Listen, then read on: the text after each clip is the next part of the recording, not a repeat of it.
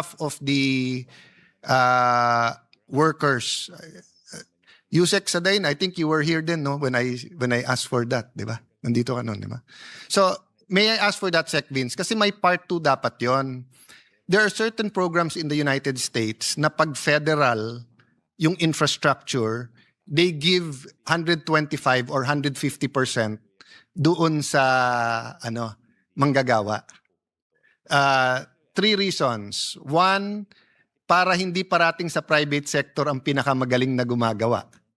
Kasi kung minimum wage mo, let's say sa Metro Manila is 550, if you give 25% more, 625, di ba? 2, they're building the infrastructure of the, di ba? Then 3, it's a sample kasi. If the government cannot pay our contractors better, di ba? So like sa private sector, no offense sa atin mga real estate developers, but makikita mo yung stocks nila at saka yung income nila pataas ng pataas. Pero yung buhay ng latero, ng electrician, ng tagahalo ng semento, hindi nagbabago. So I'm not asking you to do that now. Maybe you can study it. But the first part really is to make sure that the social protection of yung manggagawa diba, happens. Okay. Can I add a third one which is easier? Well, it's easy for you, Vince. It might not be easy for us, but it's easy for you because nga, I know the way you work. Can you meet with TESDA and put whatever, the Contractors Association or the RDs together? Siguro, hindi naman kalabisan hingin na kapag ka 20 anyos na taga-bantay lang, taga-halo ng semento, by the time naman he's 30, 40, 50, ay nakaangat-angat siya. Di ba? Yung may career path naman siya. Kasi yung namang papasok na lowest level sa construction at 20 years old, 25, malamang yun hindi nakapag-aral eh. Di ba? Kasi kung nakapag-aral, they'll find something less manual and more... I remember Vince, Sec Vince, yung... Was it Cebu or Clark? Yung... nag-bring in pa ng German para sa kahoy. Parang 20 German skilled workers. Clark Airport. Sa Clark, di ba? And I remember you were telling your people na sana may technology transfer kasi isipin mo kung 20 lang yon, di ba? Pero isang buong airport. So isipin mo kung may 100, and I remember I think Sen Win, you brought this up also eh. Yung isang angal nun. Sen Joel brought it up. But during that time, Sec Vince, you weren't in the legislature, but you were in the build team. Yung angal nila about some private buildings, builders bringing in Chinese workers.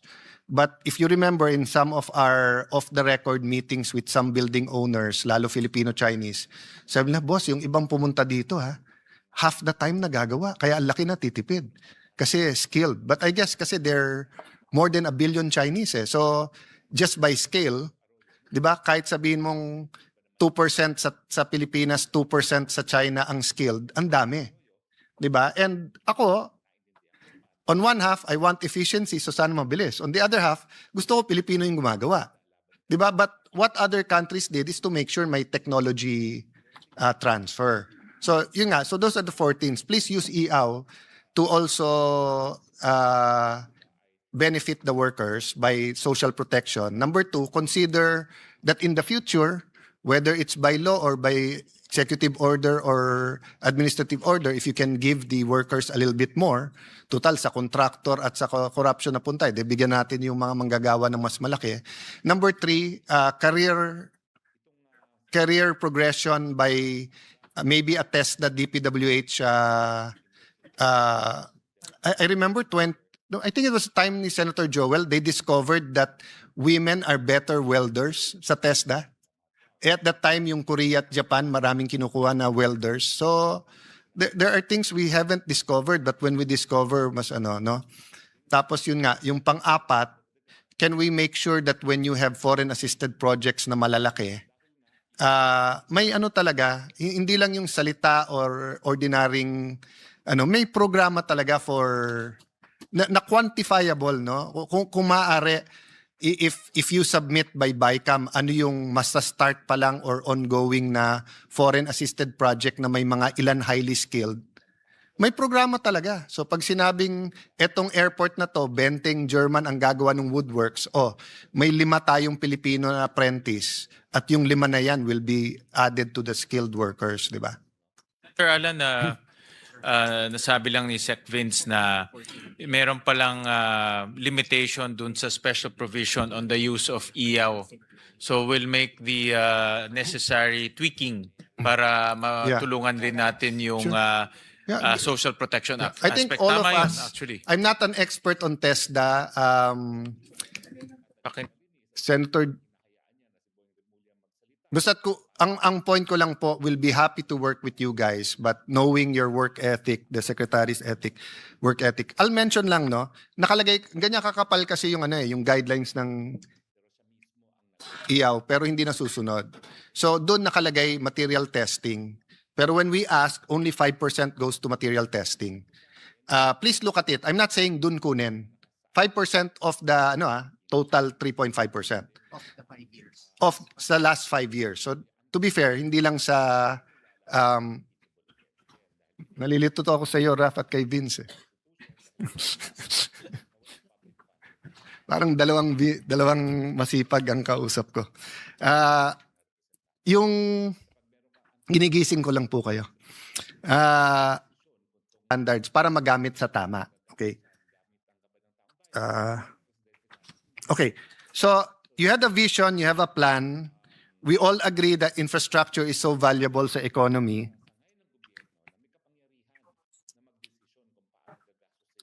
Sec Vince is not against other agencies and LGUs doing the infrastructure, correct? He's not against that. In fact, I think he is he partial favors that. to it. Yeah, he favors that.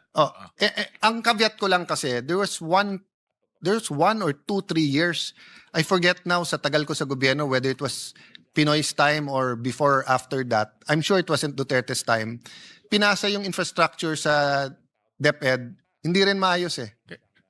Hindi rin naayos because they didn't have the engineers, matagal din bidding, etc. And then the usual problems, wala rin lupa, no? Yun lang caveat ko, no? But having said that, is it on the record that he in fact encourages, LGUs, other agencies? In fact, napag-usapan ho namin ni Sec Vince, yung mga natitirang school building sa kanya, he's thinking of partnering with LGUs para for the LGUs to construct. So I won't talk muna about the Senate version or the House version. NEP muna tayo, NEP. Magkano ang NEP ng 2026? 881B, tama? Can you show this? 881. 881, okay. Sa 881 na yan, I know things have changed, kasi nga may flood control pa yan. But assuming nga walang corruption, 881, magkano doon ang convergence dapat? You can give me ballparks, I just want to make a point. It doesn't have to be exact. So if 167 billion. 167 yung convergence. Then in GAA 2025, 504 ang convergence. 504, Okay. yes. So dito sa NEP ng 2026, more or less, magkano sa 881 doon ang mga local projects? Kalye, schools, I'm not talking about the major bridges and everything, no? Yung day-to-day na sa syudad, sa provinces, ganyan. You can give me a ballpark. It doesn't have to be exact. Is it 1/3, 1/4 of the budget, half of the budget? Mga 130 billion. Yeah. And so before I go to my next question, one question and a follow-up question or a question that corroborates what I want to ask. Am I correct, Mr. Chairman, that you and I, Senator JV, are partial to the local government? Him because he was a mayor, you because you're a mayor, me because I have a companion in life who's a mayor. You're married to a mayor. Married to a mayor, literally, figuratively din, kasi nga, from the time she wakes up at 5:15, 5:30 until we go to sleep, problema pa rin ng city sinasabi. When I say you're partial is that, let's say, if DPWH gave your city 5 billion or 3 billion last year, you would say you do at least as good a job or even better if they just gave it to the LGU. Po, and faster. Faster, No, di ba? faster rin, That's yeah. why I told your brother, the Secretary of DSWD, na parang code namin, think as a mayor. Kasi when you think as a Yeah, mayor, narinig di ko ba? yan, Yeah, actually. pagka ano Yesterday. kasi, for example, may delay sa DPWH, it's not that you don't care, but hindi kayo inaaraw-araw eh. Di ba? Pero kapag may delay, may traffic, yung mayor ang inaaraw-araw eh. Pag binaha, yung mayor inaaraw. Pagka hindi maka-enroll yung bata, kahit hindi mo pwedeng sabihin ng mayor, ang DepEd is national eh. Ikaw pa rin ang iaaraw-araw eh, di ba? Okay, the reason I said that is because we have a computation here. If you give the 82 provincial governors 1 billion, the highly urbanized cities 500 million, and the 1,500 municipalities 50 million, you'll have 231 billion. So ang balita ko, part of what we will do as a reform is that we will get resolutions from either a letter of the mayor or I see the DPWH nodding in concert, di ba? So kung kukuha din tayo ng resolution sa kanila, ba't hindi lang natin bigay yung pera? Sila nang gumawa. I see the chairman nodding but not answering. I know, Mr. Chairman, it's bicameral, so I don't know if the other house will say yes. And there's only 4 of us in the session hall. There are many others not in the session hall. I think even our beautiful and masipag Senate President tonight, Senator Legarda, will say yes.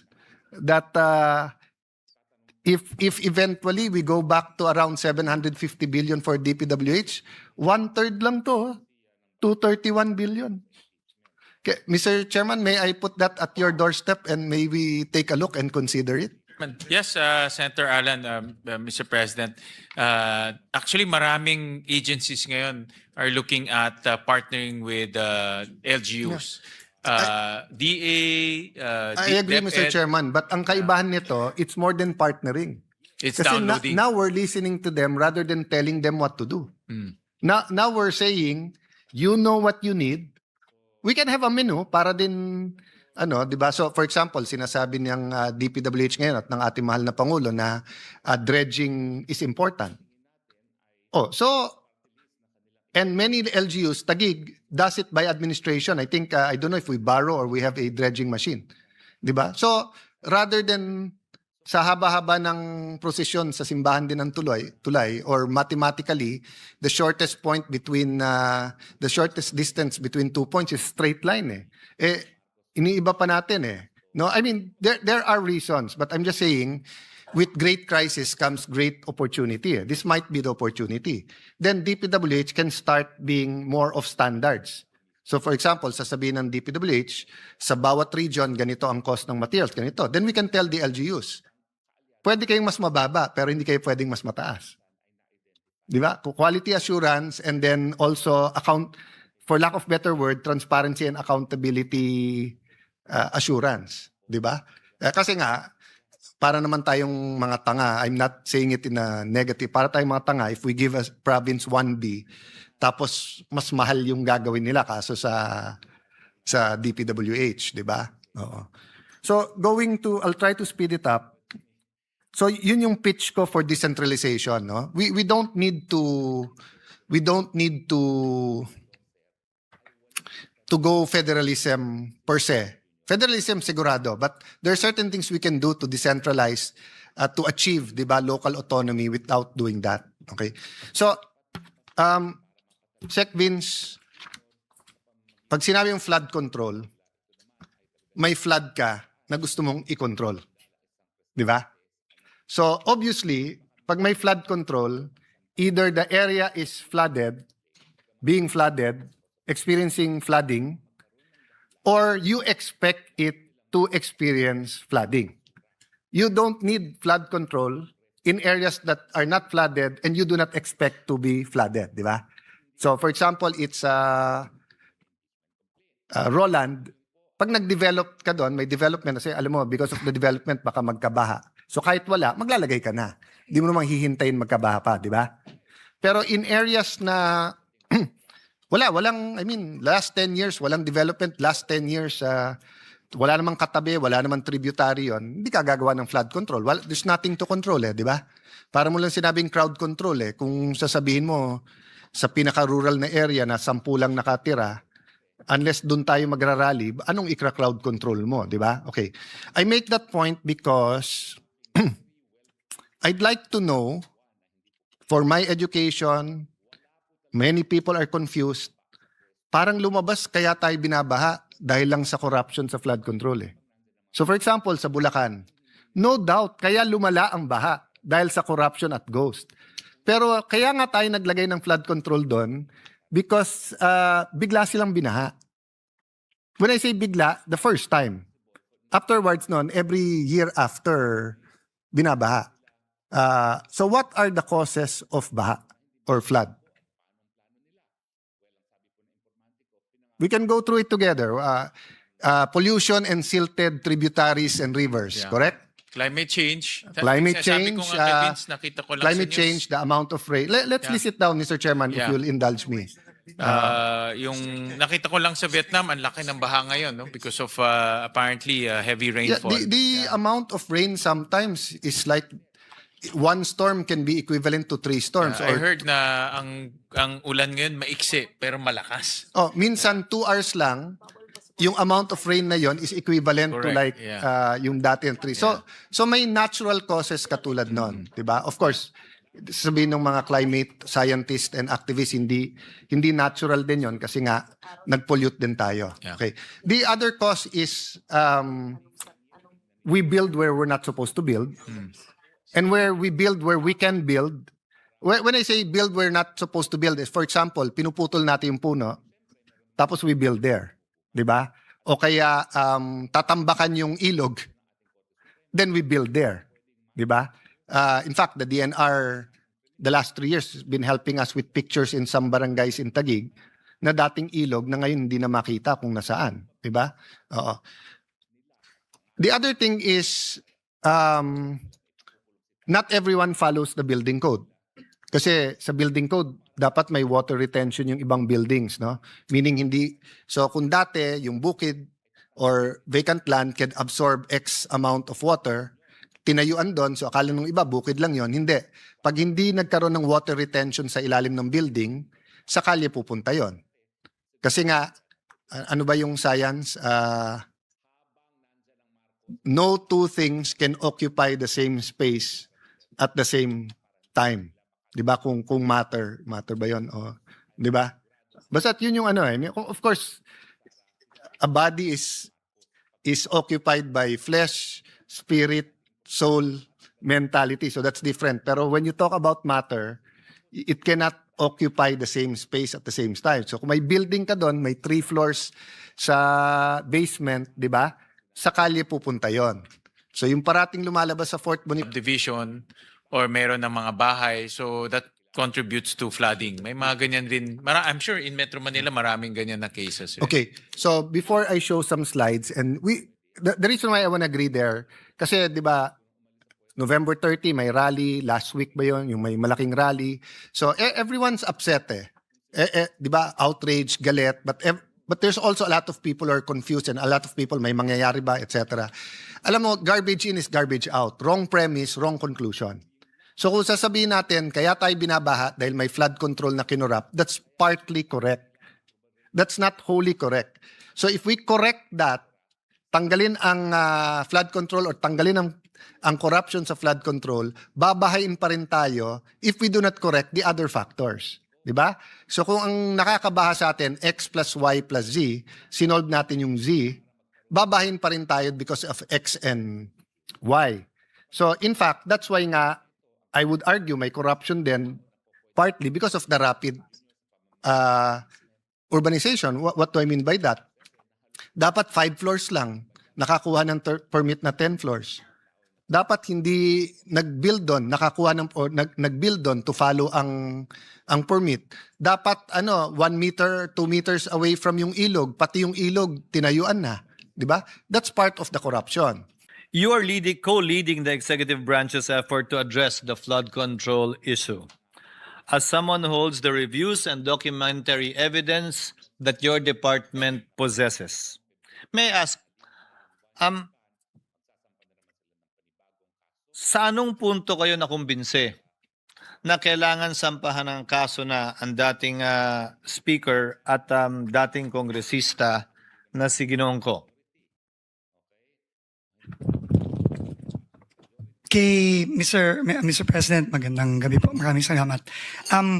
Kay former Congressman Zaldico po, ito po ay unang refer na ng ICI at ng DPWH nung, kung di ako nagkakamali po, end of September or a few weeks after mabuo ang ICI, nag-refer po kami sa Ombudsman, Office of the Ombudsman ng referral to file cases on the projects in Oriental Mindoro involving SunWest Corporation. At in fact, ito din po ang unang kasong final ng Office of the Ombudsman itong nakaraang linggo sa Sandigan Bayan na kinagabasan na rin po ng warrants of arrest laban kay former Congressman Zaldico at sa iba't iba pang mga opisyales ng DPWH at ng iba pang mga private individuals. So at that point po, base sa inspeksyon na ginawa namin nung nandun po ako sa Mindoro kasama ni Governor Bons Dolor, at sa ebidensyang nakalap na ipinasa po namin sa ICI nung ito ay nabuo, doon po namin sabay na final sa Ombudsman yung referral na yon. At yun na rin nga po ang unang kasong final sa Sandigan Bayan nitong nakaraang linggo lang. Yung sa dating speaker, Mr. Secretary, kailan po ito napagpasahan? Opo, ito po ay siguro po mga ilang linggo lang, itong nakarang ilang linggo lang, base na rin sa mga nakuhang ebidensya ng DPWH at dokumento ng mga proyekto ng SunWest Corporation at ng iba pang korporasyon ni former Congressman Zaldico tulad ng High Tone Corporation across many years, Mr. President, no? At base na rin ito dun sa naging sworn testimony ni Sergeant Gutesa dito sa Senate Blue Ribbon hearing. At base po doon, sinamit po namin yon as facts sa Office of the Ombudsman kasama ng ICI, kasama na rin po nung mga interviews ng ICI kay former Speaker Romualdez, at yun po ang naging basihan nung aming mga rekomendasyon na isinumiti po namin sa Ombudsman nung Biyernes. At ang kabuang halaga po nito ay? Sa aking pagkakaalam ko po, no, ang total from 2016 to 2025 ay mahigit 100 bilyong piso po sa between SunWest Corporation and High Tone Corporation. Thank you, Mr. Secretary. Thank you, Mr. President. Pangalawang katanungan po, nabasa ko pero hindi ako tiyak na sinama bilang bahagi ng mga ebidensya ang affidavit ni Gutesa o Orly Gutesa. Sa kabila ng pagkakaroon nito ng problema o issue sa notaryo o pagnotaryo na lumabas sa pagdinig ng Senado at gayon din ng mga newspaper reports. Totoo nga po bang kasama ito? Kasama po. Kasama po ito dun sa facts o datos na ipinasa namin sa Ombudsman nung Biyernes. Dahil sa kabila po ng issue at problema? Ayon po sa aming mga abogado, nung pinag-aaralan po ito, ito naman po ay sinumpaan during the Senate Blue Ribbon hearing. At base po doon, isinama po namin ito doon sa aming sinumite sa Ombudsman. Bilang panghuling katanungan, Mr. Secretary, di po kaila sa publiko ang relasyon ng dating speaker sa Pangulo. May naramdaman po ba kayong anumang pangamba o pagdadalawang isip kaugnay sa ginawa po ninyong paghahain ng kasong ito? Wala po, Mr. President. Wala po. In fact, sa lahat po ng aking pag-uusap sa ating Pangulo, consistent po siya sa kanyang sinasabi na kung saan po ang ebidensya, doon po tayo pupunta, kahit na sino pa po ang pwedeng maisama. Basta tututok lang po kami sa ebidensya at yun po ang aming isusumite. Thank you very much, Mr. Secretary. At this juncture, Mr. President, tatlo lang po talaga yun, ha? Hindi mga apat. Majority Leader. At this juncture, Mr. President, I'd like to make a brief manifestation to end my interpellation of the Department of Public Works and Highways. Ginong Pangulo, mga ginagalang kong kasamahan, nais ko pong ilagay sa tala ng Senado na binabati ko po ang administrasyon dahil sa hindi sila sumunod o nagpadala sa anumang script o sarsuela para magkaroon ng diversyon at ilihis ang tunay na mga salarin. Tulad ng nasabi ko po, no, ako ay huling tumayo at nagsalita dito sa Senado. Ayon mismo kay Secretary Dizon, wala silang sinundang script at base sa kautusan ng Pangulo, sinundan lamang nila kung saan sila dinadala ng ebidensya. At dahil nga dito, sinampahan na po sina Co, Romualdez, Alcantara, Bernardo, Hernandez at iba pa. Alam kong naging hindi madali ang desisyon ito para sa Pangulong Marcos nang malaman niyang posibleng sangkot ang kanyang pinsan dito sa isyong ito. Subalit, Ginong Pangulo, nais ko pa rin sabihin na binabati ko ang sigasig ng Pangulo na panagutin ang mga tunay na dapat managot at pagtutol niya sa anumang diversyon dahil madami ng mga inosenteng tao na dadamay sa tangkang paglilihis na ito. Dapat lang po tayo magalit sa korupsyon at anumang uri ng pang-aabuso sa kapangyarihan. Subalit huwag tayo maging padalos-dalos sa paghusga, maging mapanuri po tayo sa mga mema at nais lamang magpunla ng pagkakawatak-watak, hindi lamang po natin dito sa Senado, pero gayon din po sa buong bansa.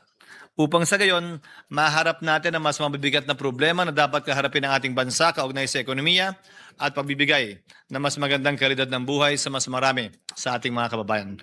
Maraming salamat po, Ginoong Pangulo, at sa muli nagpapasalamat ako sa ating kagalang-galang na Chairman ng Committee on Appropriations sa pagbibigay sa munting kahilingan ng abang lingkod na ito at gayon din sa ating punong mayoriya sa pagbibigay din sa kahilingan ng kinatawa na ito. I had a very brief stay with ICI, Mr. Chair. But the one thing that I found out, there are actually only three players, main players yan. Yung mga korap na politiko, yung mga korap na mga bureaucrats, and we're talking about infra, ibig sabihin mga korap na DPWH officials, at yung mga korap din ng mga contractors. Lahat sila korap dyan. Lahat. And the way I see it, it has become a cottage industry, a livelihood program. No? Sa laki ng perang involved. No? There should be 5 major players. No? Yung funder, which usually yung mga lawmakers, the DPWH at yung mga contractors, local government at yung community. Pero in is out, yung dalawa. Last dalawa. So sila lang nag-uusap. Most of the time, when we ask them, bakit hindi kayo transparent sa records? Bakit hindi nyo ilabas? Ang lagi nilang sinasagot is, paano kung i-alter nila? Paano kung baguhin at sirahin kami sa social media? So, ibig sabihin, anong mechanism? And that's the reason why we're pursuing this, itong transparency and accountability mechanism. And na-introduce nga itong blockchain sa amin. So, pag in-introduce mo, sinabi mo na sa mga official na yan na, o bakit hindi nyo i-blockchain? Wala na silang rason. Kasi very weak yung kanilang alibay. Nasabihin na, hindi namin gagawin yan kasi baka nakawin. O kaya baka i-alter kasi sirain pa kami. So, it's a very weak alibi. Pero may rason pa rin sila. May lusot sila. I was really surprised when suddenly I was asked or there was a press conference without even consulting me, calling for me. And it was actually a hastily arranged press conference. Then suddenly, binabanggit na doon na I'm not an investigator, I'm just a legal advisor. When in fact, sila naman ang gumawa nung designation na yun, legal advisor and investigator. So there were contrasting na mga pronouncement. Kakayanin ko pa yun eh. Tatanggapin ko pa yun eh. Tatanggapin ko rin na wala akong authority over the PNP CIDG, which is true. But we took the opportunity to enter into an MOU. Nakipag-MOU kami, to our initiative. Nag-MOU kami with PNP, with forthcoming yung sa NBI, with civil engineers, with IBP, mga lawyers. Ang dami mga volunteers. Even with structural engineers, meron din with watch group with M4GG. Para at least everybody, it's a whole of the nation approach. Kasi nga overwhelming. One thing that I found out is I anticipated that it's widespread. But the level, the depth, and the magnitude is really overwhelming. That hindi mo kakayanin ng 1 taon, 2 taon to investigate because it's in thousands of cases. Sabi ko nga, it became a cottage industry. Sa isang probinsya nga lang, sabi mo, isipin mo mga 50 ghost projects, 40 ghost projects. O kaya undocumented na mga projects, umaabot sa 9,000. Sa isang probinsya pa lang yan. Paano pa kaya sa ibang probinsya? At ang isang mga nakikita namin doon is, why is it na ang lumalabas sa NEP for a particular district, 1-point-something million lang ang hinihingi mo. I have the records. Or 2.5 lang sa President's budget. Then suddenly, pagkalabas dun sa GA, bakit umabot na ng mga 21 billion? And nakita namin na talagang prevalent yung doon, yung mga ghost and substandard projects sa lugar na yun. So what was the intention? No? Hindi naman tayo tanga. Nangyayari dito lumalabas na tanga ang Pilipino, kaya pabayaan mo na lang sila. Hindi na nila mapapansin yan. Nakakainsulto isipin. Nakakainsulto. Okay. Balikan ko uli yung press con na yan. Nilabas. And then, suddenly, tinabi na may conflict naman ako, being the mayor, and at the same time, being a member of the ICI. By the way, I'm not a member of the commission. I'm not a commissioner there. In fact, sila nga yung gumawa ng workaround nun na legal advisor investigator. Pero inis out na ako nun eh. Tinanggal na nila lahat. And then suddenly, here comes a below the belt naman na accusation na dahil merong project si Diskaya doon at maanumal. I can say is that there's no transparency. There's no transparency whatsoever. Nakita namin yan ni Secretary Vince. Tinago lahat. No? And they are just so comfortable doing it. They're not afraid. Imagine, hindi man lang nila naisip na paano ang taong bayan. Nakakainsulto pa. At ito nga, lately nga, sinabi pa na yung involved na congressman dyan, si Saldico, he did not abandon it. It was a sacrifice. My God! Nagdakaw ka ng bayan, kasi sasabihin mo, it was a sacrifice on your part. And it's not an abandonment. Ganyan na ba kababa yung standard natin sa Kongreso, Mr. Chair? Ganyan na ba tayo kawalang hiya ngayon? Manhid, di ba? Napaka callousness, hypocrisy. At nakakainsulto sa mentalidad natin Pilipino. Ako ho, personal sa aking pananaw dito, Tia, itong sulat na ito ng DPWH, panggagatsyo lang ito eh. Panloloko na naman ito. Pinasasakay nyo lang yung mga taga Bulacan, yung mga taga Hagonoy, dito sa sinasabi nyo, kailangan nyo na naman ng pera para saan? Master plan ng flood control projects. Kaya ho, ako'y magtataka din kung bakit yung provincial vice governor, yun din ang kanyang sinasabi na, and then, hello?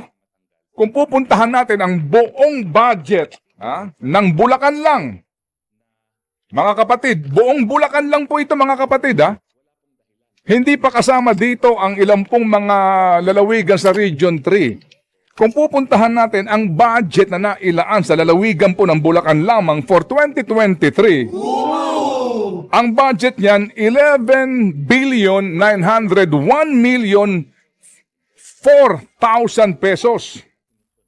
11.9 billion for 2023. Ngayon mga kapatid, para po sa 2024, mamaya na yan set, mamaya na ilalabas siya, mamaya na. Ngayon po sa 2024, ang total budget for Bulacan alone, para po sa mga flood control projects ay 14.6 billion.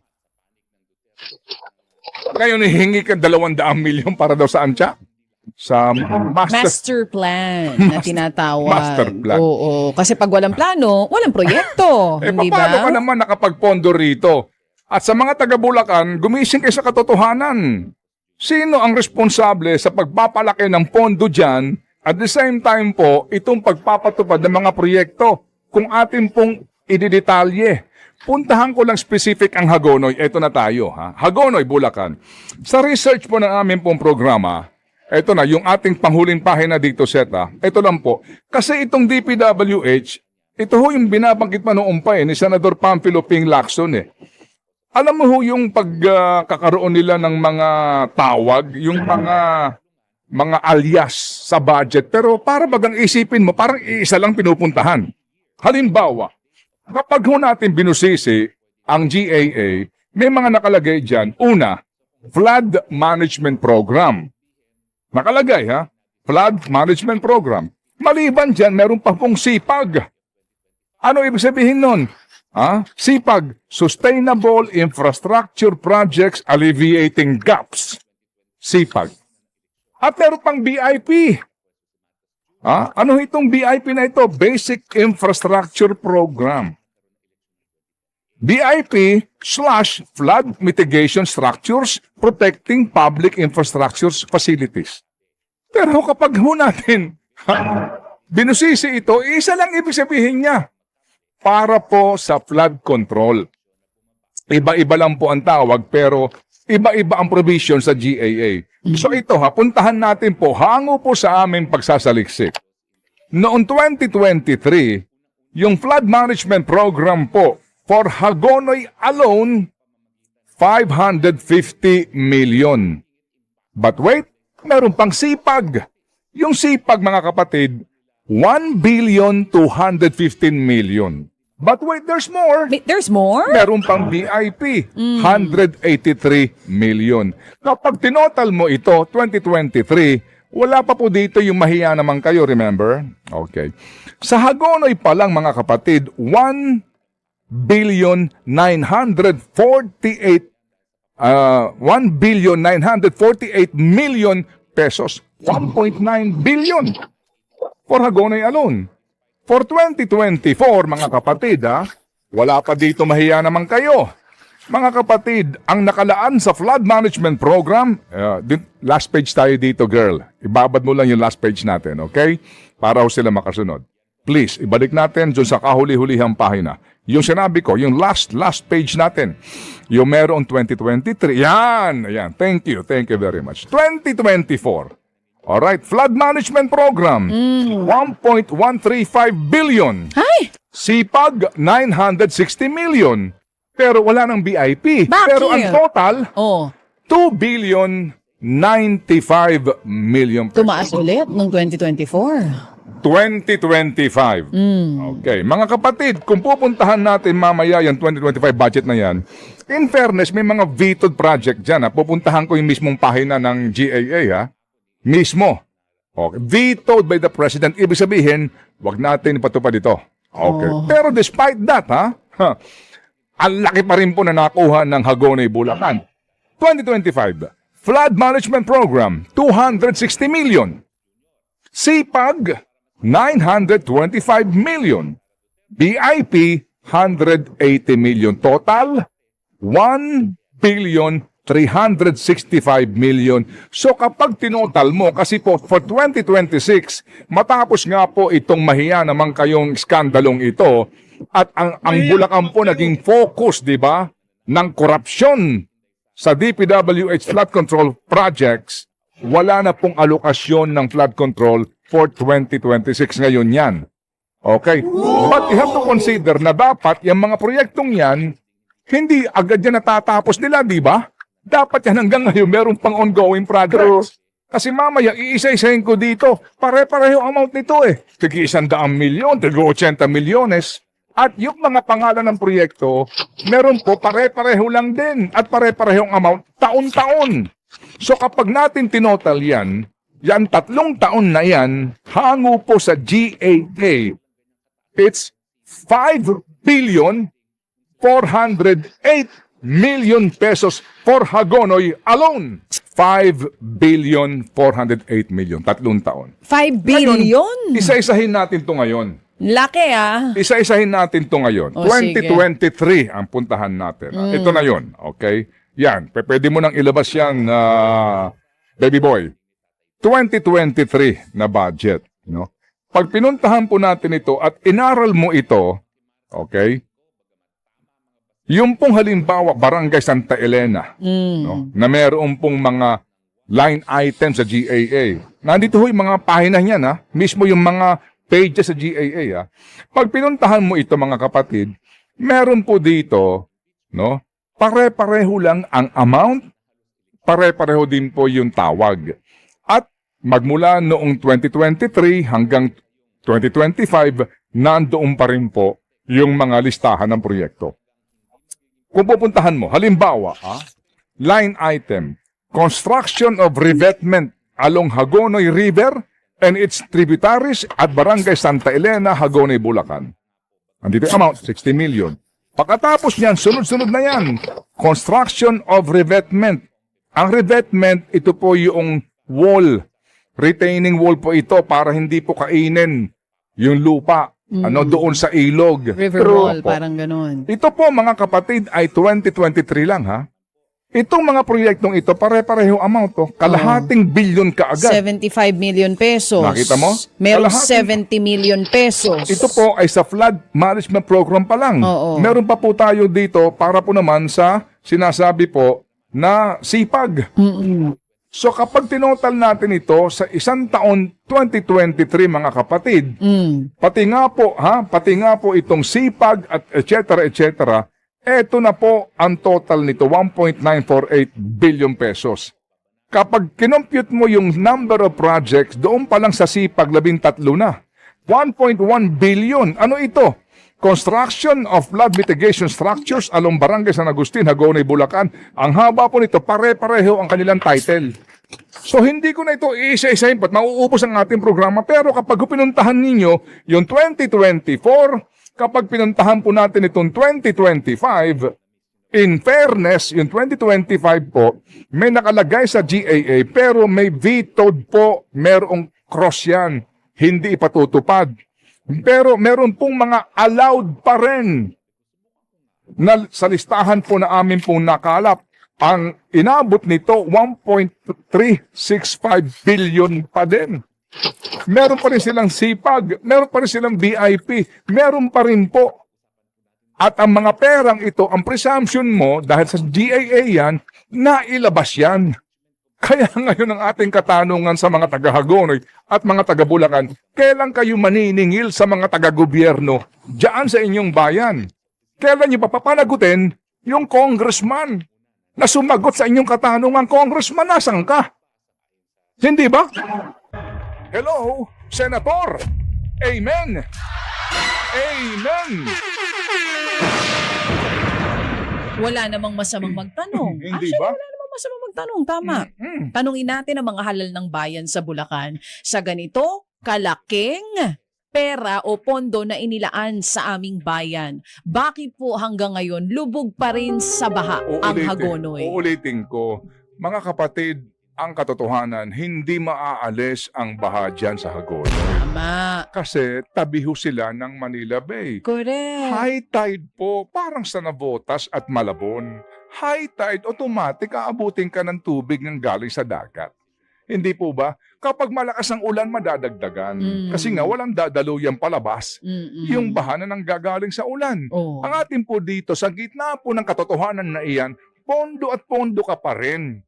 Hindi ba? At ngayon, parang inuuto nyo yung mga taga-Hagon, taga-Bulacan, at sabihin, gagawa tayo 200 million pesos na budget para sa isang master plan. Oo. Anak ka ng...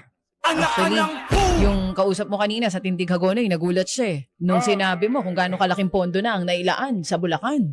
So kapag natin kinuwenta ito, 2023 tsaka 2024 budget na lamang, 11 plus 14 billion, magkano ito?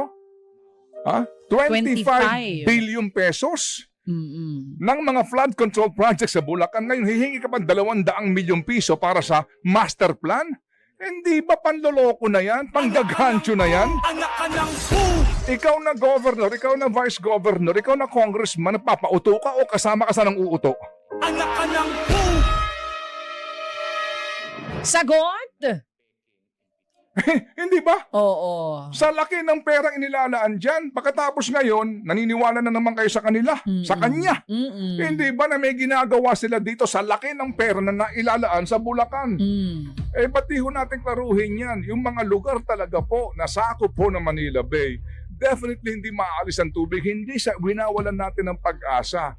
May magagawa kung may magagawa kung tama ang ginagawa. Hindi pondo ka lang ng pondo kasi nga alam mo, hindi maaalis yung bahang yan at kakailanganin ng pondo taon-taon.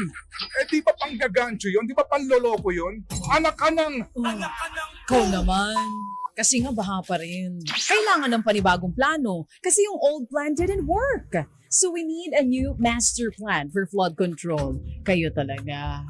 Hindi ba pwede yun? Hindi ba pag ang plan A ay hindi nag-work, dapat meron tayong plan B hanggang plan Z? Kaya siguro kailangan ng panibagong 200 million para kahit papano hindi man mawala, mabawasan ang stress ng mga taga-Hagonoy sa bahadyaan. At wait, there's more. Ay, there's more? Ang ating pong researcher po dito, na nataumpong naman ngayon, nagtitimon. Ano mga tinitimon? Ang sinasabi niya, Ano sabi niya? ito pong Bulacan figure na binabanggit ko ay para lamang sa flood management. Tahan ko yung bayan ng Baliwag, yung bayan ng Ganire. Meron din? Lahat. Ganyan din kalaki? Ubusin po ang ating programa nasa Bulacan pa lang. Bakit natin pinag-uusapan ito? Nasa ganun po yung mga nasa ibang lalawigan, maging ganun din po nga sana. Salamat po sa tindig. Hagonoy. Kasi kahit pa paano po, mayroong isang grupo na ito nga po umuusisa. Pero siguro din po sa kakulangan sa kanilang oras. Kinakailangan nila ng guidance din. Yung totoo, natutulong sa kanila na ilahad ang katotohanan kung magkano na pong pera ang winawaldas dyan at ninanakaw dahil pinagsasamantalahan ang mga taga-Bulacan, partikular ang mga taga-Hagonoy. Walang ceasefire. Yan ang giit ni Senador Ping Lacson sa paglabas ng kanyang mga ebidensya sa mga umano'y maanumalyang proyekto sa Taguig. Maipipresenta raw ang ilan sa mga ito sa Senate Blue Ribbon Committee. Pero kailan nga ba magpapatuloy ang pagdinig ng komite? May patikim na si Senator Ping Lacson sa mga nag-aabang sa susunod na pagdinig ng Senate Blue Ribbon Committee. Sa kanyang X-account, sinabi niyang ilalahad niya sa komite ang anyay delicious na bahagi ng mga ebidensyang kanya nang isinumite sa Ombudsman. Ito ay mula sa 5 case studies na kanya umunong isinagawa sa mga infra projects sa Taguig. Sabi ni Lacson, walang ceasefire ngayong umarangkada na ang lahat. Pero mukhang matatagalan pa ang expose ni Lacson sa mga detalye nito. Hanggang ngayon kasi, wala pang sinusumiteng listahan ng minority bloc kung sino-sino ang inonominate nila bilang miyembro ng Blue Ribbon Committee. Sabi ni Senator Erwin Tulfo, hanggat hindi napupunan ang lahat ng membership position, hindi makakausad sa anumang kailangang gawin. Mistula tuloy na bibihag o nahaharang ng minorya ang pag-usad ng mga investigasyon. Yun ho yung pananaw ko kasi parang wala pa ho sila binibigay ng names. Kaya nga po, ang promise naman ho yata kay SP na sasabit na po sila ng mga pangalan ng mga members nila. Sa plano naman ni Senator Ping na ilalahad sa Blue Ribbon ang ilang bahagi ng kanyang investigasyon sa Taguig Infra Projects, sabi ni Sen Erwin, pag-uusapan pa nilang dalawa. Ako sabi ko si Sen Ping, ano ba daw, gusto mo mag-hear pa ba tayo rito? Kasi tatagal lang, mas mabilis na yun, di ba? Nasa ombudsman na kami dito, mag-iimbestiga pa, at saka yung findings namin, sasabit natin sa ombudsman. Una nang sinabi ni Senate Minority Leader Alan Peter Cayetano na welcome sa kanya ang ginawa ni Lacson na pagpapaimbestiga sa ombudsman sa mga kinikwestyong proyekto sa kanyang baluarte para magkaalaman na. Dahil sa flood control scandal at parati itong paulit-ulit na binabanggit, kahit ang ating Pangulo inuna po ito sa SONA kahapon, ibig sabihin po ito'y top of mind. So ang nangyayari po, everyone is praying. Sana Lord magbago Pilipinas. Sana may accountability. Sana lahat lumabas. And also because of that, on the toes, lahat ang pero naka-attention lahat ng politiko, whether very, very corrupt, not corrupt, corrupt. Kasi nga, alam na nandyan lahat ng mata. Sa kanyang FB Live kagabi, shinout out ni Senator Alan si DPWH Secretary Vince Dizon kaugnay ng major reforms na kailangang ipatupad para hindi na maulit ang mga ghost project at substandard na infra project ng gobyerno. Sa isa pong kanyang binabanggit po sa kanyang Facebook Live na ito na ho yung grand plan para ho siya din makulong. Ewan ko sa kanya. Pero siya nag-trigger. Kaya ako pinarioritize yung Taguig. Kasi hindi naman siya na-provoke. Ba't siya yatak yung integridad ko? Nasabi ko na rin siya kay DJ Chacha, di ba? Ito lang yung namana ko sa mga magulang ko Huwag mong atakihin. Kasi kung guilty ako, hindi ako kikibo, makipag-areglo ko sa'yo. Pinakikita ko sa kanya na hindi ako guilty doon sa kanyang insinuation na meron nung katiwalian. Kaya challenge kita, sige, maglabasan tayo kasi alam ko wala ka maibabato sa akin. Kasi alam mo, Ted, dalawa yan Pag binatikos mo isang tao at guilty yon, hindi yung kikibo Makipag-reglo yun please naman, wag mo nang anuhin. Pero pagka hindi guilty yung tao na inatake mo, lalabanan ka nun. Yun ang ginawa ko. I stood my ground and I challenged him at binalik ko sa kanya. Kaya kung ikaw, marami kang issue sa iyong katawan, huwag kang mambabato. Yan ang isang lesson dyan. Kasi babalik at babalik sa iyo yung mga binabato mo. Yan na nga. Sa mga na-discover namin, di ba, nakapag-tweet na rin ako, shoot sa kaldero.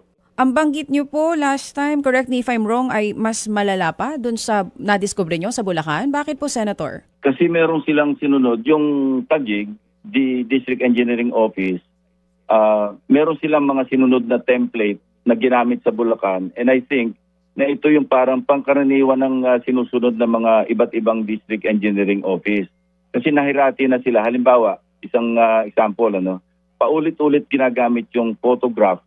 Kasi pagka may progress billing at saka final billing, supported ito ng mga litrato, yung progress ng paggagawa. So ang nakita namin doon, at least 6 na litrato yung paulit-ulit na ginamit.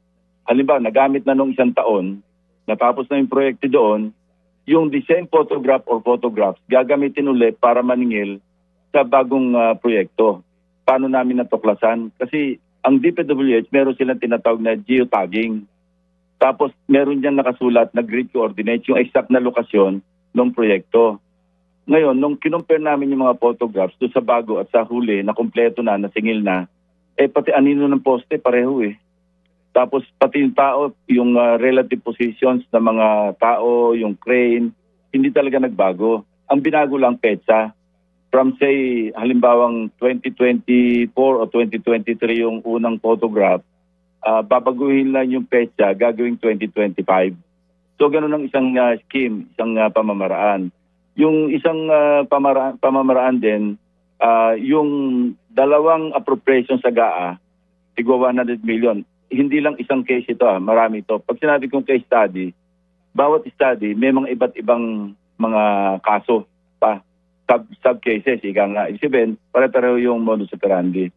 Halimbawa, yung Taguig River, tukuyin ko na, Taguig River, by yung linear meters, halimbawa, isang proyekto, 100 linear meters yung gagawa ng slope protection. So, yung 10 meters doon, yung overlap sa susunod na phase na panibagong linear meters, panibagong kontrata yon. So, nung kinompute namin, ang lumalabas na kwenta per linear meter ang gastos pag slope protection, nasa mga 481,000 pesos. So, kapag tinakpan, in-overlap yung sabihin nating 10 linear meters, so natapos na yung 100 linear meters, pero yung 10 linear meters doon, yung overlap sa susunod na phase, so bali 90 linear meters lang yung ginawa, pero ang sisingilin, pang 100 linear meters. So agad-agad nadaya yung gobyerno ng mahigit 4 milyon kagad kasi 10 times 481, that's 4.8 million pesos kagad. Ang haba nun, pagkahaba-haba, yung susunod, yun nga, yung malayo, nakita namin yung proyekto 2,000 meters away, ginamit para dito sa bagong proyekto na sinisingil. So may mga nakapirma doon na mga DPWH officials sa Taguig. Actually, ang nakakasakop dito, yung tinatawag na First Metro Manila District Engineering Office. Ang jurisdiction nito, Pasig, Pateros, at saka Taguig.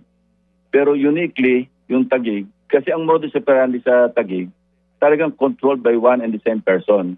Nag-iisa lang yan, si Senator Alan Peter Cayetano lang yan. Walang makakagalaw doon nang wala siyang go signal. Na-identify na rin namin at kinukumpleto namin yung money trail. No? Kung paano inihahatid ng contractor, yung kickback, kanino binibigay, tapos ang final repository, may mga pangalan kami dyan. At meron kaming testimonya patungkol dyan. So it's up to the Ombudsman to evaluate kung magne-necessitate ito, sufficient na ba ito, para umabot to sa tinatawag na reasonable certainty of conviction. Pag umabot doon, necessarily, ipapile nila information sa Sandigan Bayan and warrants of arrest will be issued. Kung aabot doon, ano? Ayoko pangunahan yung Ombudsman kasi may sarili silang pamamaraan pag-evaluate ng mga ebidensya. Pero sa amin, based sa aming experience din, dahil doon sa mga nauna naming na-imbestigahan sa Blue Ribbon Committee at naipadala rin namin yung records sa Ombudsman, medyo tansyado na namin. Calculated na namin kung ano yung aabot doon sa tinatawag na reasonable certainty of punishment. But sabi ko, ayoko pangunahan, magsasagawa sila ng sarili ng fact-finding based on the records and documents that we sent them and affidavit.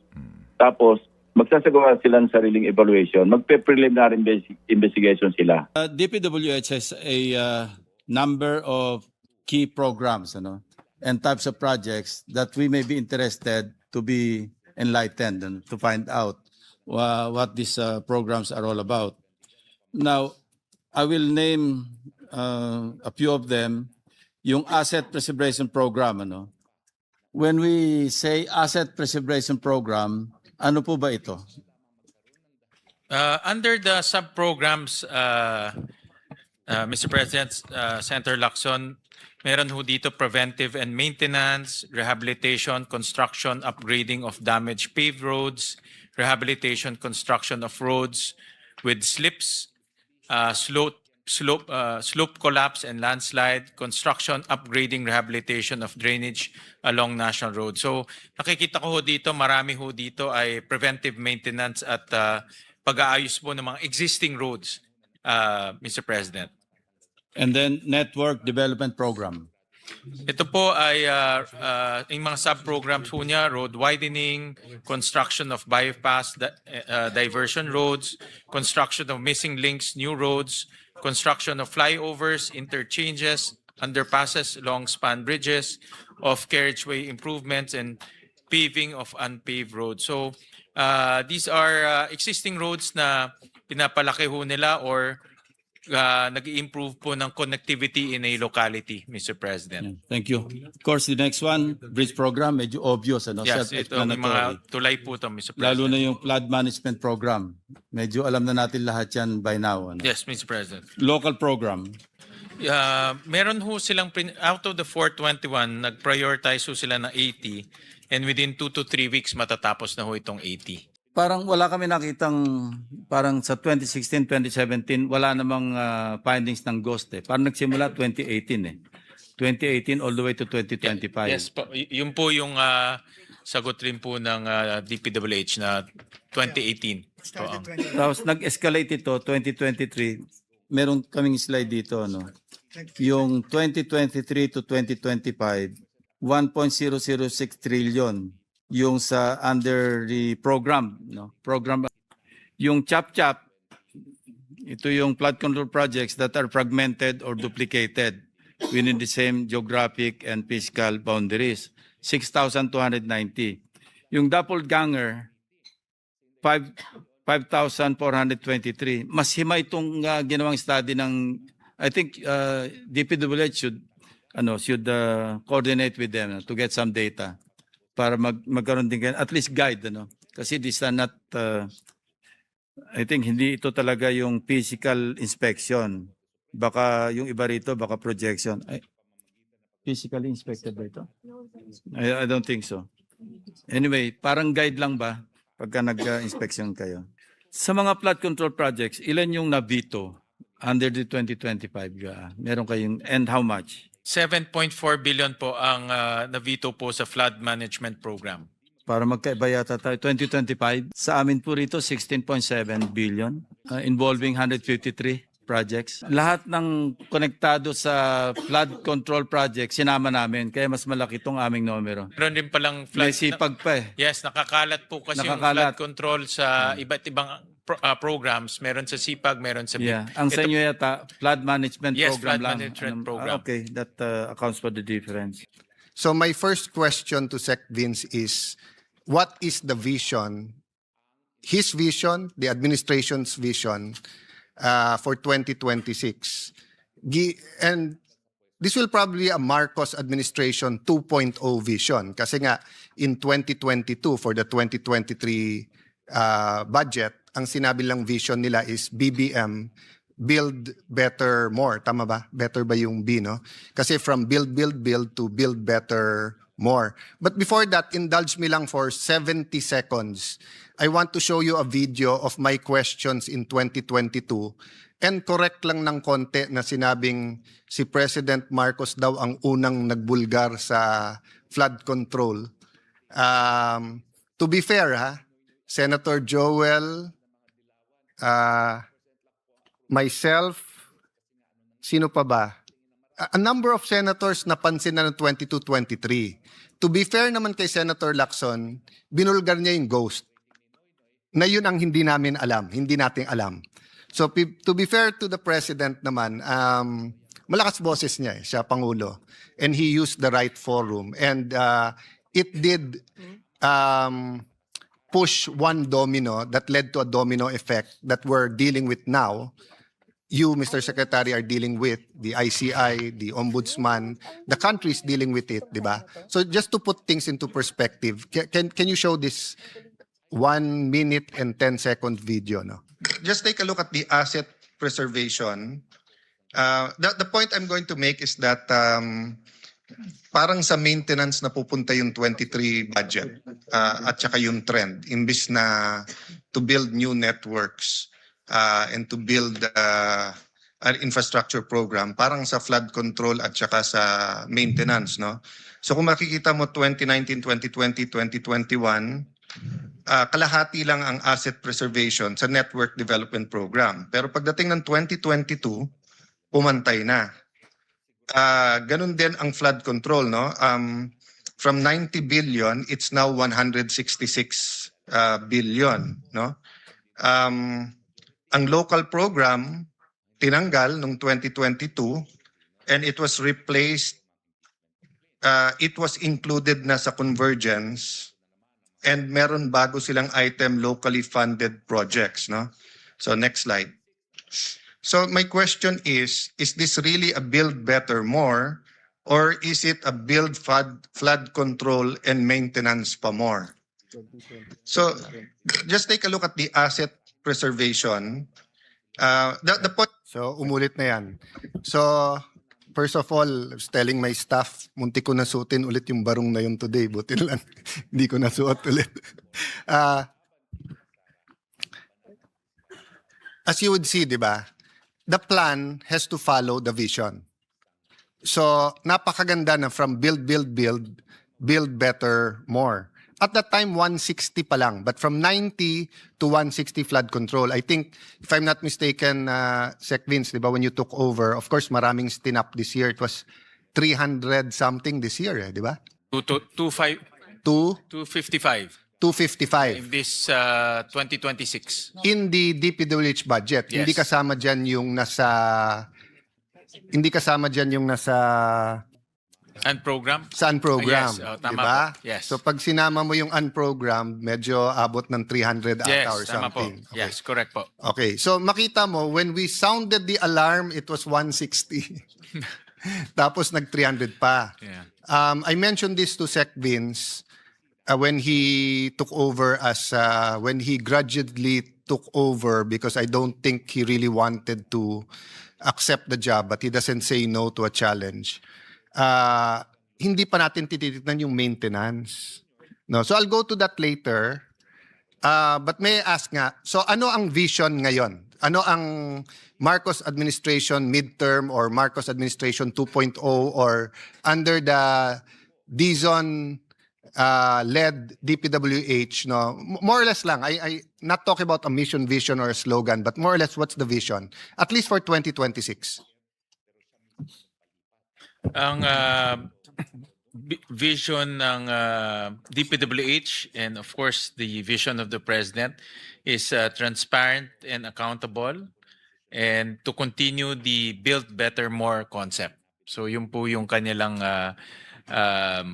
vision moving forward. Okay. Maganda. TAB, TAB, transparent, accountable, build better, more. TAB, di ba? What's your TAB? So, same as sinagot ni Sec Vince to a different question nung budget hearing natin, na parang dalawa trabaho niya. Make it transparent, accountable, take out corruption. On the other hand, to build. Kasi di ba you can have build, pero corrupt. Or you can take out corruption, pero ma-paralyze naman yung building. So it's very clear we don't intend to paralyze the infrastructure development program of the Philippines, di ba? Tama po. Okay. I won't use the word paralyze, but that's a different story for flood control kasi tinanggal yung flood control next year. I'll go to that later. Ha? Doon muna tayo sa budget. So last year, umabot ng 1.1 trillion, tama ba? Ang budget ng DPWH? 1.087 trillion more or less ang budget. Tama po. But if you add the unprogrammed at galing sa ibang departments like DepEd, tapos DPWH gagawa, HPEP, parang abot ng 1.3 o 1.4 trillion Tama po. ang Yes. infra. No? Correct. Okay. So, since I became a congressman in 1998 until present, dun sa mga nagkri-criticize ng infra, parating sinasagot ng DBCC, ng DPWH, etc. Basta't lahat, pati yung mga ekonomista, na isa, kung hindi man pinakamabilis, pinakamataas, pinakamagaling, but isa sa pinaka-driver ng economy is infrastructure. Correct. Tama po. Yan ang, I think it's about 20% of our economy. Okay. Yeah. But instead of having the same budget, we are decreasing the budget of DPWH. That's why isa sa mga recommendations ni Senator JV was to move it also in the same infrastructure projects or at least dun sa mga agencies na gumagawa ng infrastructure. Yes, but that's you, me, and Senator JV speaking. I want to know the administrations. I mean, I understand people's clamor, but I think the people's clamor is for quality infrastructure, not less infrastructure. Wag mo nang flood control. I mean, tanggalin nating flood control, 'di ba? Let's talk about that later, 'di ba? So, kasi hindi pa ata in public, I told some people, guys, you either trust Vince Dizon or you don't. And what do I mean by that? He's running the department, following the orders, trying to clean it up. Babawasan natin ang budget. Pero titirhan din natin ng 550, 600 billion. So if you trust him with 600 billion, what's the difference with trusting him with 900 billion? Diba? So for me, logic muna. Do you trust him? I'll ask him the same thing. If he says he wants lower funds, don't you trust yourself? Yeah. So according to the secretary, ang direction ni first mayroon pang natira sa flood control. So dahil hindi naman po nagastos lahat, mayroon pang natitira from 2025 na pupunta sa 2026. Yeah. And at the same time, si Presidente rin, he wanted to divert the amounts to education, health, and social services. Yeah. So And agriculture. So wag mo nang health ha, wag mo na yung yung flood control. Let's go to that later, no. If we are going to reallocate the amount to something more important, then wala tayong problema doon. Diba? So for example, if you say you need 20 billion or 50 billion for computers or lahat ng estudyante ay bibigyan ng tablet, diba? No problem ako doon. If we say it's more important. But if we're just saying, kasi galit ang tao kasi ang infra, ganito, etc. Kasi yung so far sa apat na binanggit nyo, Mr. Chairman, not all but mostly narinig ko rin sa inyo. Yes, we need help. But I think 30% ba, 40% ng barangays in the Philippines walang primary health center. And all studies in the world shows that it's not hospitals but primary health centers.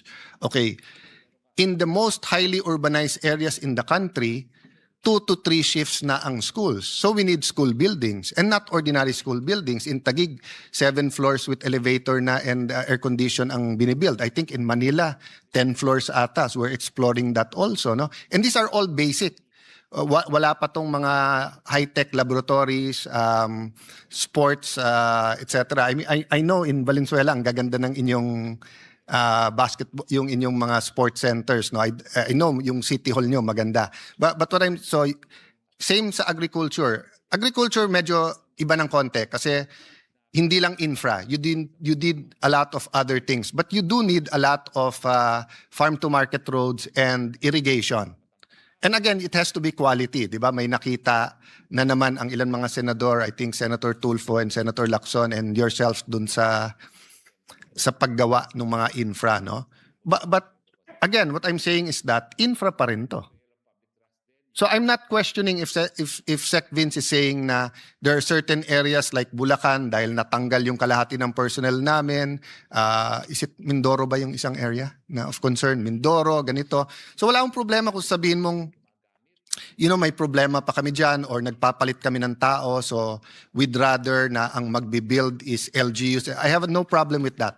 I'm just saying, are we in agreement that infra is a driver sa economy? And if we in 2023, 24, 25 put almost 1 trillion in DPWH, whether we put it in a different department o hindi,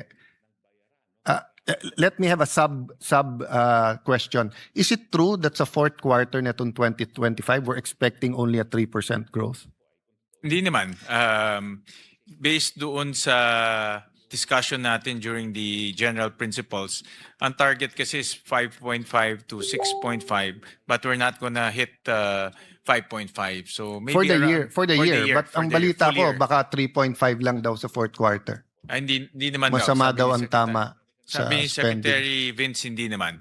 But full year, they're expecting between 5 to 5.5. No, ililink ko lang yon. Kasi nga, government spending and then spending from spending, or the velocity of the peso kung malaki talaga sa infrastructure. Kasi what's the rule of thumb sa project na walang corruption? 10% ba yung kita ng Well, reasonable. contractor? I think reasonable will be 10 to 12%. No, it's by law di ba? Yeah. It's by 10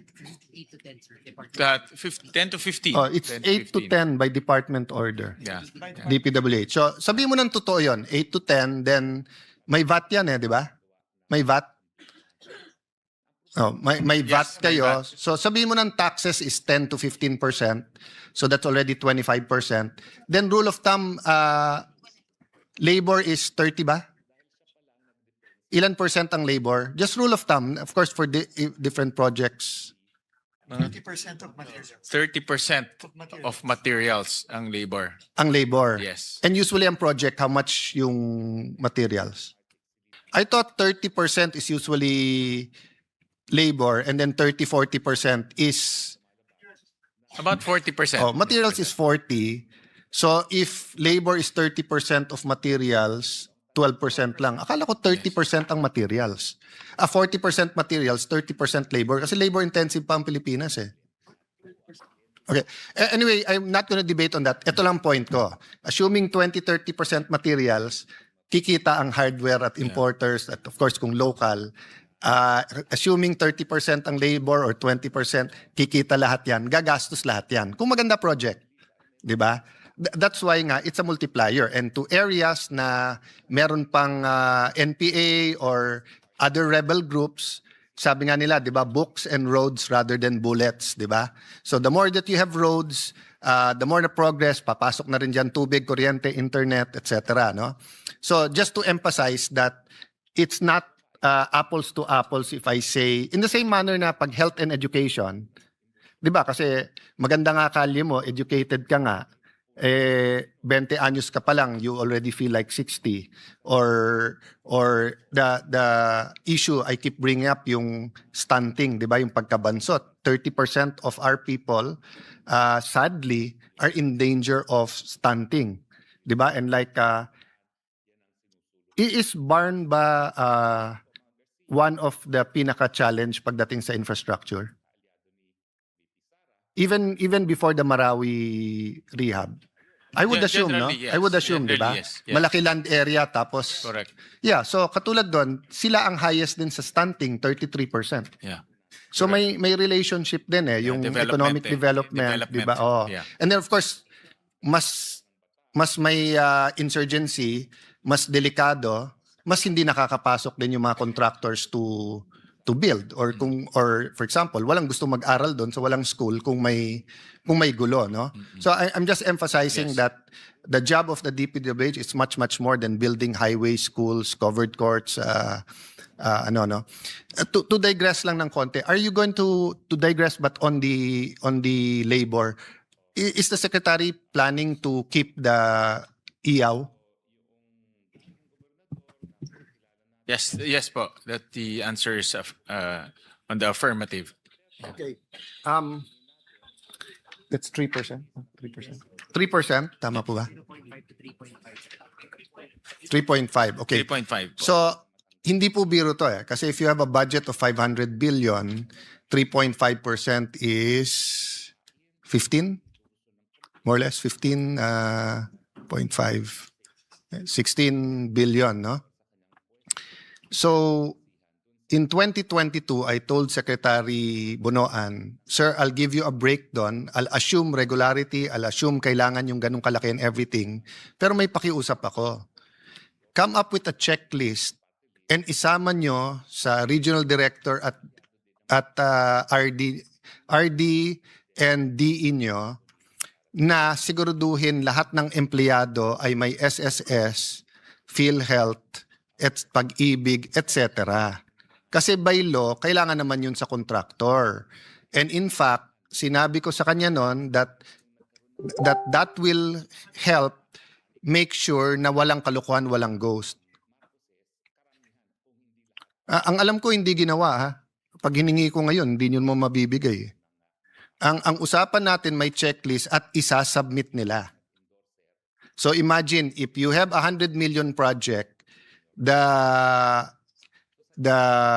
whoever gets the IAW gets 3.5 million. Wala ka namang gagawin, hihingin mo lang sa contractor yon eh. So I won't debate kung ginawa o hindi, but in behalf of the workers, Yusek Sadain, I think you were here then, no? When I asked for that, di ba? Nandito ka noon, di ba? So may I ask for that, Sec Vince? Kasi may part 2 dapat yon. There are certain programs in the United States na pag federal yung infrastructure, they give 125 or 150% doon sa manggagawa. 3 reasons. 1, para hindi parating sa private sector ang pinakamagaling na gumagawa. Kasi kung minimum wage mo, let's say sa Metro Manila is 550, if you give 25% more, 625, di ba? 2, they're building the infrastructure of the di ba? Then 3, it's a sample kasi. If the government cannot pay our contractors better, di ba? So like sa private sector, no offense sa atin mga real estate developers, but makikita mo yung stocks nila at saka yung income nila pataas ng pataas. Pero yung buhay ng latero, ng electrician, ng tagahalo ng semento, hindi nagbabago. So, I'm not asking you to do that now. Maybe you can study it. But the first part really is to make sure that the social protection of yung manggagawa, di ba, happens. Okay. Can I add a third one which is easier? Well, it's easy for you, Vince. It might not be easy for us, but it's easy for you because nga, I know the way you work. Can you meet with TESDA and put whatever, the Contractors Association or the RDs together, siguro hindi naman kalabisan hingin na kapag ka 20 anyos na taga-bantay lang, taga-halo ng semento, by the time naman he's 30, 40, 50, ay nakaangat-angat siya. Di ba? Yung may career path naman siya. Kasi yung namang papasok na lowest level sa construction at 20 years old, 25, malamang yun hindi nakapag-aral eh. Di ba? Kasi kung nakapag-aral, they'll find something less manual and more... I remember Sec Vince, yung... Was it Cebu or Clark? Yung nag-bring in pa ng German para sa kahoy. Parang 20 German skilled workers. Clark Airport. Sa Clark, di ba? Airport. And I remember you were telling your people na sana may technology transfer. Kasi isipin mo, kung 20 lang yon, di ba? Pero isang buong airport. So isipin mo kung may 100, and I remember I think Sen Win, you brought this up also eh. Yung isang angal nun. Sen Joel brought it up. But during that time, Sec Vince, you weren't in the legislature, but you were in the build team. Yung angal nila about some private buildings, builders bringing in Chinese workers. But if you remember in some of our off-the-record meetings with some building owners, lalo Filipino-Chinese, sabi na, boss, yung ibang pumunta dito half the time nagagawa. Kaya ang laki na titipid. Kasi skilled. But I guess kasi they're more than 1 billion Chinese eh. So just by scale, di ba, kahit sabihin mong 2% sa Pilipinas, 2% sa China ang skilled, ang dami. Di ba? And ako, on one half, I want efficiency, so sana mabilis. On the other half, gusto ko Pilipino yung gumagawa. Di ba? But what other countries did is to make sure may technology transfer. So, yun nga. So, those are the 4 things. Please use EAW to also benefit the workers by social protection. Number 2, consider that in the future, whether it's by law or by executive order or administrative order, if you can give the workers a little bit more, total sa contractor at sa corruption na punta, bigyan natin yung mga manggagawa ng mas malaki. Number 3, career progression by maybe a test that DPWH, I remember I think it was the time ni Senator Joel, they discovered that women are better welders sa TESDA.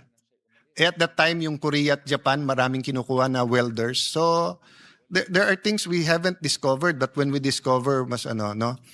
Tapos yun nga, yung pang-apat, can we make sure that when you have foreign-assisted projects na malalaki, may talaga, hindi lang yung salita or ordinaryong, may programa talaga for, na quantifiable, no? Kung maaari, if you submit by BICAM, ano yung masa-start pa lang or ongoing na foreign-assisted project na may mga ilan highly skilled, may programa talaga. So pag sinabing etong airport na to, 20 German ang gagawa ng woodworks, may 5 tayong Pilipino na apprentice at yung 5 na yan will be added to the skilled workers, di ba?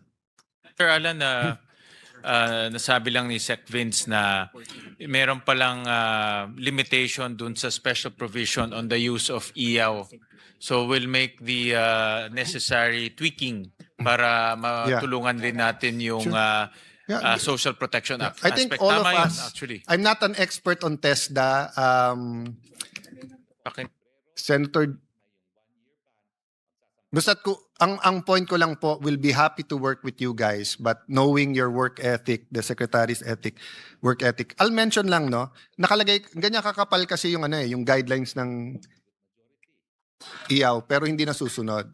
So doon nakalagay material testing. Pero when we ask, only 5% goes to material testing. Please look at it. I'm not saying dun kunin. 5% of the total 3.5%. Of the 5 years. Of sa last 5 years. So to be fair, hindi lang sa nalilito to ako sa iyo, Raf, at kay Vince. Parang dalawang masipag ang kausap ko. Yung ginigising ko lang po kayo. I don't know where the material testing should come in. Whether it should be the charge to the contractor kasama sa bidding, etc. No? I'm just saying, kung ganun din yung iyaw nyo, baka mabuti iset nyo talaga kung ano, tapos kung ano yung standards para magamit sa tama. Okay? Okay. So, you had a vision, you have a plan. We all agree that infrastructure is so valuable sa economy.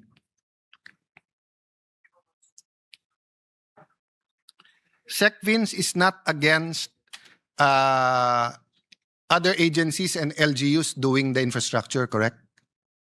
He's not against that. In fact, I think he is he partial favors that. to it. Yeah, he favors that. Oh, ang caveat ko lang kasi, there's 1 or 2, 3 years.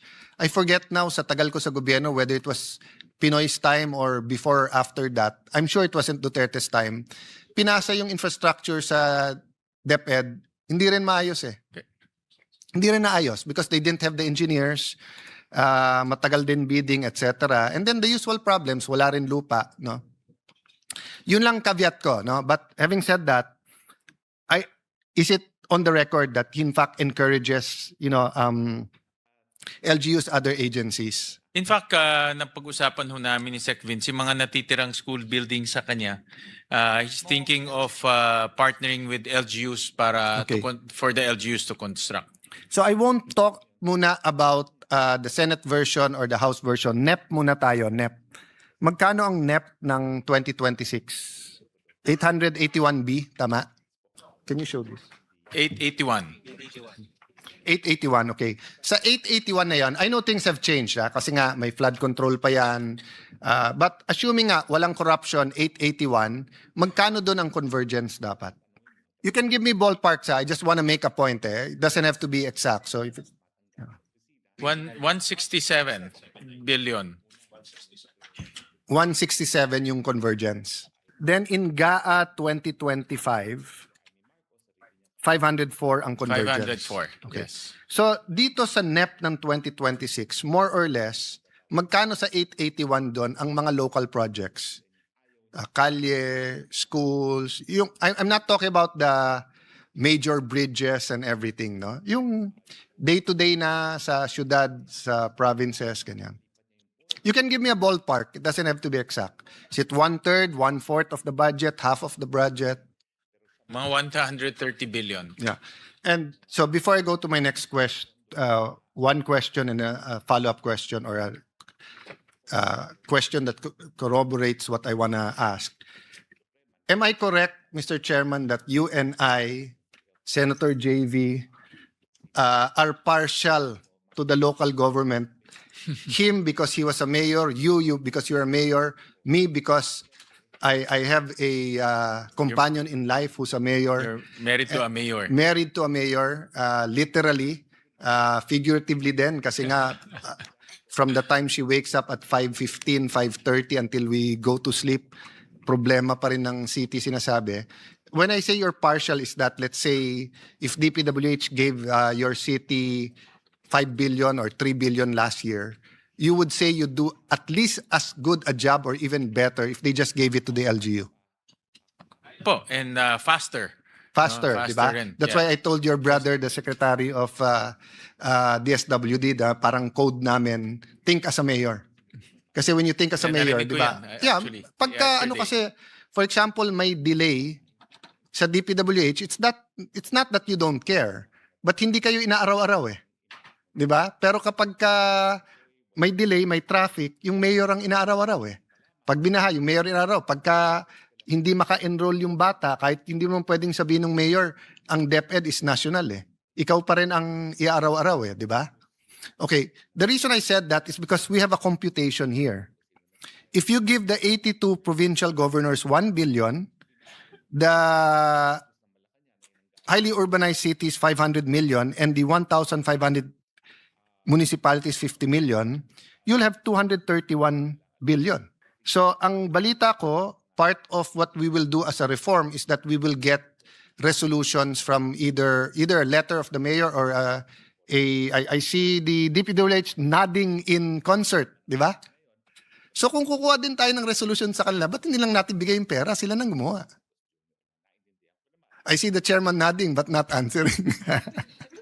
I know, Mr. Chairman, it's bicameral, so I don't know if the other house will say yes. And there's only 4 of us in the session hall. There are many others not in the session hall. I think even our beautiful and masipag Senate President tonight, Senator Legarda, will say yes. That if eventually we go back to around 750 billion for DPWH, 1/3 lang to, 231 billion. Okay, Mr. Chairman, may I put that at your doorstep and may we take a look and consider it? Yes, Senator Alan, Mr. President. Actually, maraming agencies ngayon are looking at partnering with LGUs. DA, I agree, Mr. DepEd, Chairman, but ang kaibahan nito, it's more than partnering. It's Kasi downloading. now we're listening to them rather than telling them what to do. Now we're saying, you know what you need. We can have a menu para din, di ba? So for example, sinasabi niyang DPWH ngayon at ng ating mahal na Pangulo na dredging is important. And many LGUs, Taguig, does it by administration. I think, I don't know if we borrow or we have a dredging machine. Di ba? So, rather than sa haba-haba ng prosesyon sa simbahan din ng tulay, or mathematically, the shortest distance between 2 points is straight line iniiba pa natin No, I mean, there are reasons, but I'm just saying, with great crisis comes great opportunity. This might be the opportunity. Then DPWH can start being more of standards. So for example, sasabihin ng DPWH, sa bawat region, ganito ang cost ng materials, ganito. Then we can tell the LGUs, pwede kayong mas mababa, pero hindi kayo pwedeng mas mataas. Di ba? Quality assurance and then also for lack of better word, transparency and accountability assurance. Di ba? Kasi nga, para naman tayong mga tanga, I'm not saying it in a negative, para tayong mga tanga, if we give a province 1B, tapos mas mahal yung gagawin nila kaso sa DPWH, di ba? Oo. So I'll try to speed it up. So yun yung pitch ko for decentralization, no? We don't need to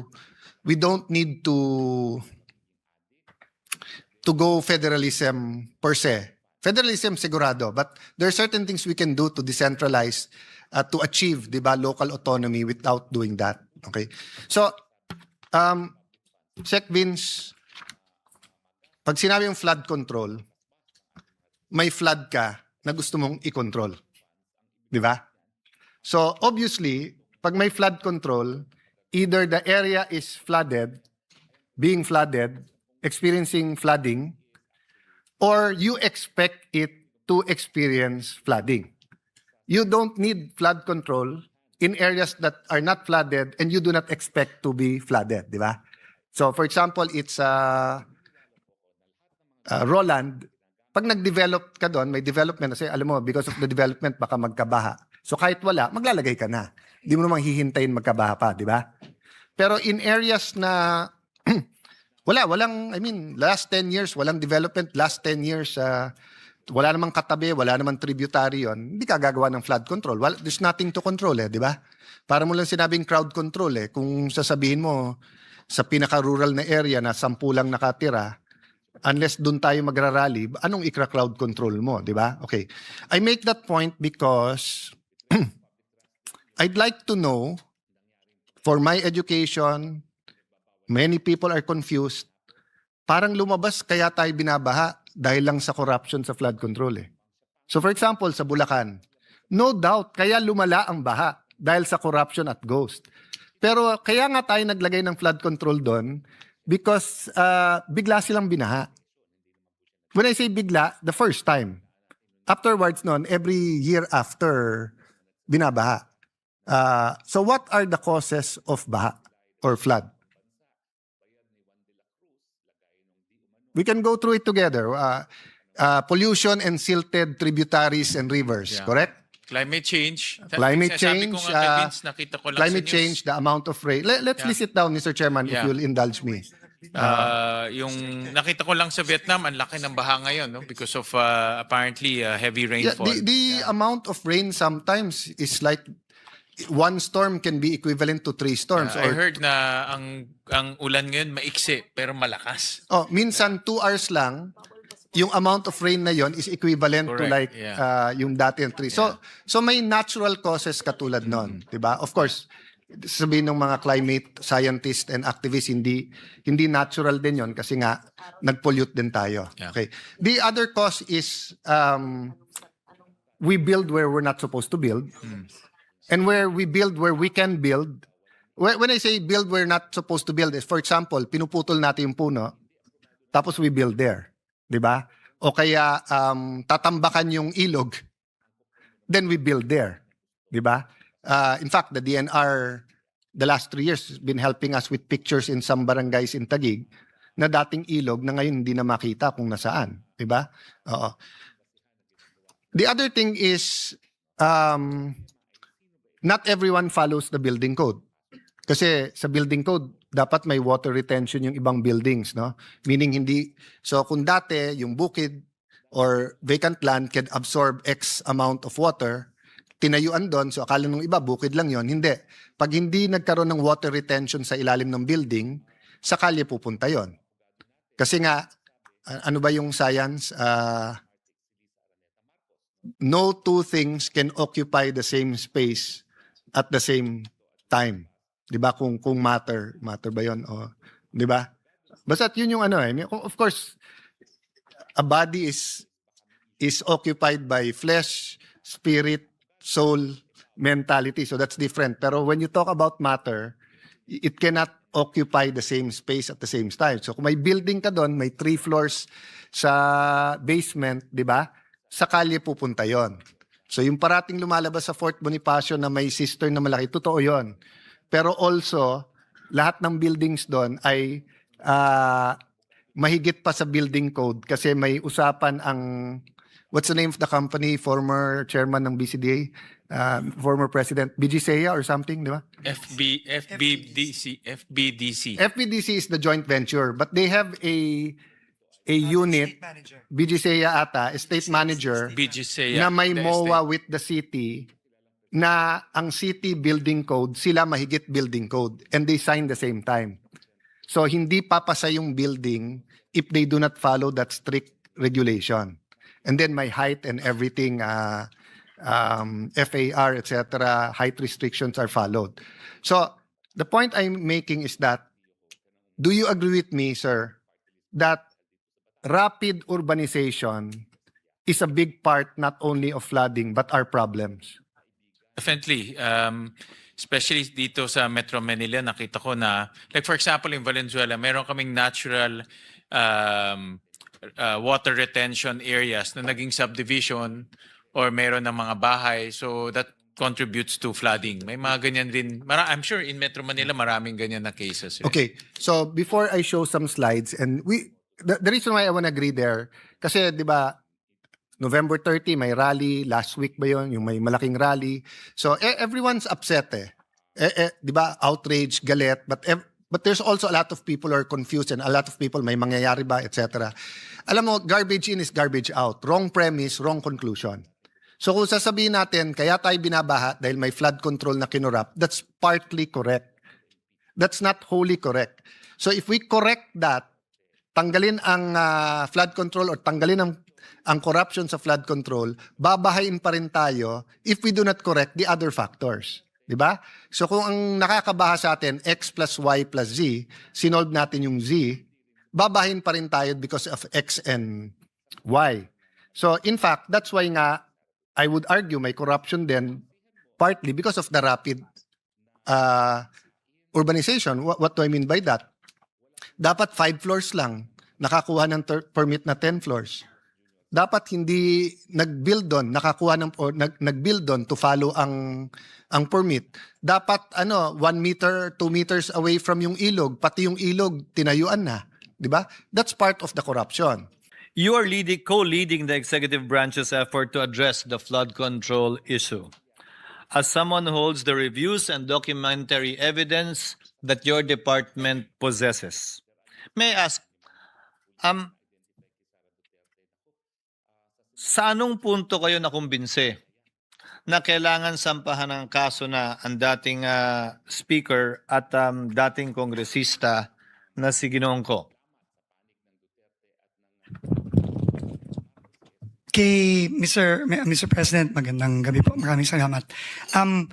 Kay former Congressman Zaldico po, ito po ay unang refer na ng ICI at ng DPWH nung, kung di ako nagkakamali po, end of September or a few weeks after mabuo ang ICI, nag-refer po kami sa Ombudsman, Office of the Ombudsman ng referral to file cases on the projects in Oriental Mindoro involving SunWest Corporation.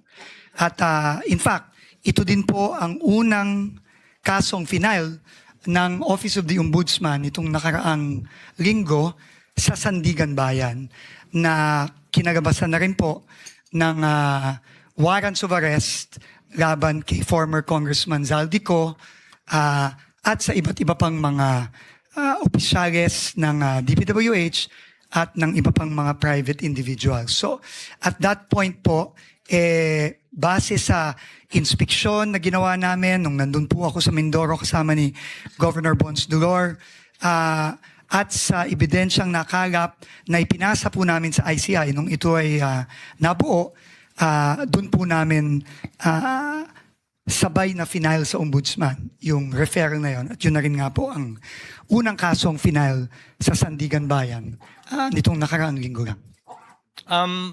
Yung sa dating speaker, Mr. Secretary, kailan po ito napagpasahan? Opo, ito po ay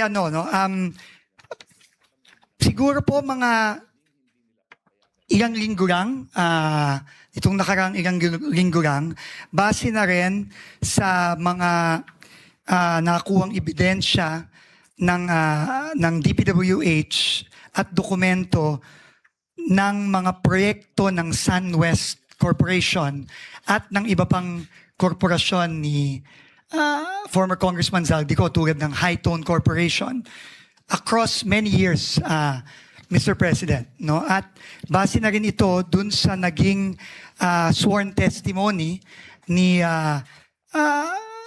Sergeant Gutesa dito sa Senate Blue Ribbon hearing. At base po doon, sinamit po namin yon as facts sa Office of the Ombudsman kasama ng ICI, kasama na rin po nung mga interviews ng ICI kay former Speaker Romualdez, at yun po ang naging basihan nung aming mga rekomendasyon na isinumiti po namin sa Ombudsman nung Biyernes. At ang kabuuang halaga po nito ay?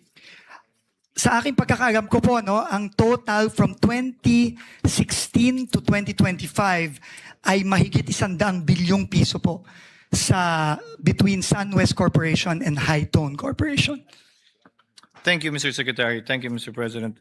Pangalawang katanungan po, nabasa ko pero hindi ako tiyak na sinama bilang bahagi ng mga ebidensya ang affidavit ni Gutesa o Orly Gutesa. Sa kabila ng pagkakaroon nito ng problema o issue sa notaryo o pagnotaryo na lumabas sa pagdinig ng Senado at gayon din ng mga newspaper reports. Totoo nga po bang kasama ito? Kasama po. Kasama po ito dun sa facts o datos na ipinasa namin sa Ombudsman nung Biyernes. Dahil sa kabila po ng issue at problema? Ayon po sa aming mga abogado, nung pinag-aaralan po ito, ito naman po ay sinumpaan during the Senate Blue Ribbon hearing at base po doon, isinama po namin ito doon sa aming sinumite sa Ombudsman. Bilang panghuling katanungan, Mr. Secretary, di po kaila sa publiko ang relasyon ng dating speaker sa Pangulo. May naramdaman po ba kayong anumang pangamba o pagdadalawang isip kaugnay sa ginawa po ninyong paghahain ng kasong ito? Wala po, Mr. President. Wala po. In fact, sa lahat po ng aking pag-uusap sa ating Pangulo, consistent po siya sa kanyang sinasabi na kung saan po ang ebidensya, doon po tayo pupunta kahit na sino pa po ang pwedeng maisama, basta tututok lang po kami sa ebidensya at yun po ang aming isusumite. Thank you very much, Mr. Secretary. At this juncture, Mr. President, tatlo lang po talaga yun, ha?